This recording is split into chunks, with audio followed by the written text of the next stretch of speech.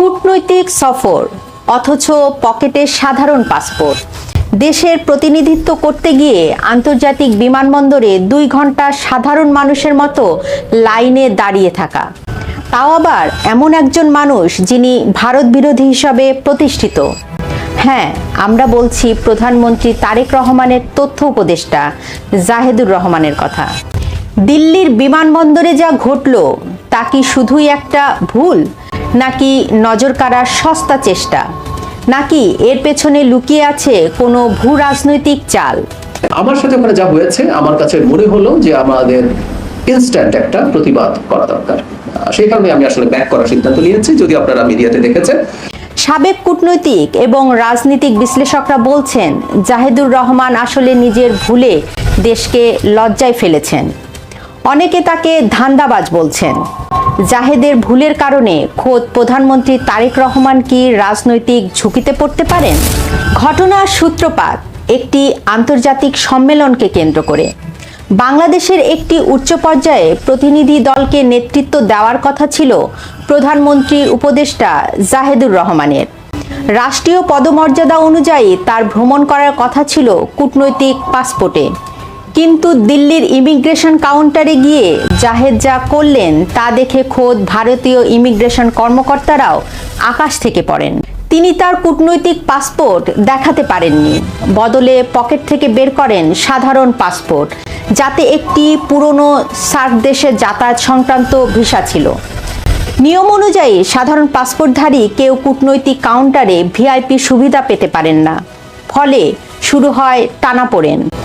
একজন উপদেষ্টা হওয়া সত্ত্বেও সাধারণ পাসপোর্টে আসায় তার পরিচয় এবং সফরের উদ্দেশ্য নিয়ে ইমিগ্রেশন কর্মকর্তাদের মনে সন্দেহ জাগে।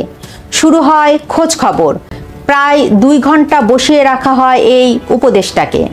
সবচেয়ে নাটকীয় মোড় আসে তখন, যখন 2 ঘন্টার পর সমস্ত যাচাই বাছাই শেষে ভারত সরকার তাকে দেশে ঢোকার অনুমতি দেন।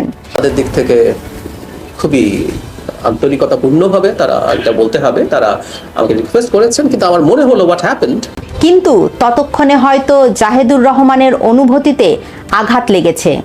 তিনি দিল্লিতে প্রবেশ না করে সাফ জানিয়ে দেন তিনি ভারতে ঢুকবেন না। পরে কলম্বো হয়ে ঢাকায় ফেরেন। 2 ঘন্টার মাথায় আমি ডিসাইড করেছি ইটস টু মাচ, আমি আসলে আর ঢুকবো না। এই ঘটনাটি ঢাকায় আসার পর রাজনৈতিক এবং কূটনৈতিক মহলে তীব্র সমালোচনার ঝড় তুলেছে। সাবেক কূটনীতিকদের অনেকেই বলছেন, মুখে প্রকাশ না করলেও জাহেদুর রহমানের এই দায়িত্বজ্ঞানহীনতার আচরণে খোদ বিএনপি এবং সরকারের শীর্ষ নেতারা চরম বিরক্ত। প্রশ্ন উঠেছে, যিনি আগাগোড়ায় তীব্র ভারত বিরোধী হিসেবে পরিচিত, তিনি কি ইচ্ছাকৃতভাবে এই পরিস্থিতি তৈরি করলেন যাতে দেশে এসে নিজেকে ভারত বিরোধী বীর হিসেবে জাহির করা যায়? রাজনীতিতে এই ধরনের ভুলের শাস্তি কতটা কঠোর হতে পারে তার একটা ঐতিহাসিক উদাহরণ দেওয়া যাক। শেখ হাসিনার আমলে বাংলাদেশের একজন প্রতিমন্ত্রী সাধারণ ভিসা নিয়ে সরকারি সফরে বিদেশে গিয়েছিলেন। বিষয়টি জানাজানি হওয়ার পর তৎকালীন প্রধানমন্ত্রী তাকে সরাসরি মন্ত্রণালয় থেকে সরিয়ে দিয়েছিলেন, কারণ তিনি প্রতিমন্ত্রী ছিলেন কিন্তু সাধারণ পাসপোর্ট ব্যবহার করেছেন। রাষ্ট্র মনে করেছিল তিনি দেশকে আন্তর্জাতিক মহলে ছোট করেছেন। এখন প্রশ্ন হচ্ছে, প্রতিমন্ত্রী পদমর্যাদায় একজন উপদেষ্টা যিনি বাংলাদেশ সরকারের নেতৃত্ব দিতে যাচ্ছেন, তিনি কিভাবে এত বড় ভুল করেন? তিনি তো ডোনাল্ড ট্রাম্প নন যে পাসপোর্টের রং যাই হোক না কেন দিল্লির ইমিগ্রেশনের অফিসাররা তাকে দেখেই চিনে ফেলবেন এবং সেলুট দেবেন। রাষ্ট্রীয় সফর করবেন কিন্তু প্রোটোকল মানবেন না, এমন হরিদাস পাল ভাব তো আন্তর্জাতিক কূটনীতিতে চলে না। ঢাকায় ফিরে জাহেদুর রহমান সংবাদ সম্মেলন করেছেন। তিনি সেখানে নিজের ভুলের জন্য দুঃখ প্রকাশের চেয়ে অন্যের ঘাড়ে দোষ চাপানো এবং সস্তা রাজনৈতিক স্লোগান দেওয়ার চেষ্টাই ছিল বেশি। তিনি বলেছেন, একটা অনাকাঙ্ক্ষিত পরিস্থিতি তৈরি হয়েছিল। আমি যা দেখেছি আমার দেরি হচ্ছে, আমার 2 ঘন্টা লাগার কথা ছিল না, আমার একটা সমস্যা হচ্ছে, এটাও আমাকে বলা হয়েছে, আমাকে অপেক্ষা করতে হবে। তিনি আরও বলেন, সরকারের ও রাষ্ট্রের পক্ষ থেকে সেটার একটা ইমিডিয়েট রিয়াকশন আমি নিয়েছি। আমি ব্যক্তি হিসাবে নয়, এই সরকারের মাননীয় প্রধানমন্ত্রীর একজন উপদেষ্টা হিসাবে মনে করেছি। তখন আমার মনে হয়েছে রাষ্ট্র বা সরকারের পক্ষ থেকে একটা সিগনেচার থাকা দরকার, কারণ আমরা রাষ্ট্র বা সরকারের পক্ষ থেকে একটা সিগনেচার থাকা দরকার, একটা মেসেজ দেশের বাহিরে যাওয়া দরকার, আর সেটা হলো এটা শেখ হাসিনার সরকার না। এটা শেখ হাসিনার সরকার না। একটু ঠান্ডা মাথায় বিশ্লেষণ করা যাক জাহেদ সাহেবের এই বক্তব্যকে। এটা শেখ হাসিনার সরকার না, এই কথা বলে তিনি আসলে কি বোঝাতে চেয়েছেন? কূটনৈতিক পাসপোর্ট সাথে না রাখা তার ব্যক্তিগত গাফলতি, আর তাই ভারত তাকে 2 ঘন্টা বসিয়ে রেখে আইন অনুযায়ী পরীক্ষা করেছে। সেখানে ছাড়পত্র পাওয়ার পর সফর বাতিল করে চলে আসা কি কোনো পরিপক্ক কূটনীতি? এটা তো কোনো ব্যক্তিগত মান অভিমানের সফর ছিল না, এটা ছিল রাষ্ট্রীয় সফর। আপনি সেখানে দেশের প্রতিনিধিত্ব করছেন, আপনার ইগোর কারণে আপনি সফর বাতিল করে পুরো দেশের মিশনটাকে ব্যর্থ করে দিয়ে চলে এলেন, আর বাহবা পাওয়ার জন্য বলছেন এটা শেখ হাসিনার সরকার না। এই ধরনের অপরিপক্ক আচরণ কি আন্তর্জাতিক অঙ্গনে বাংলাদেশের ভাবমূর্তি ক্ষুণ্ণ করে না?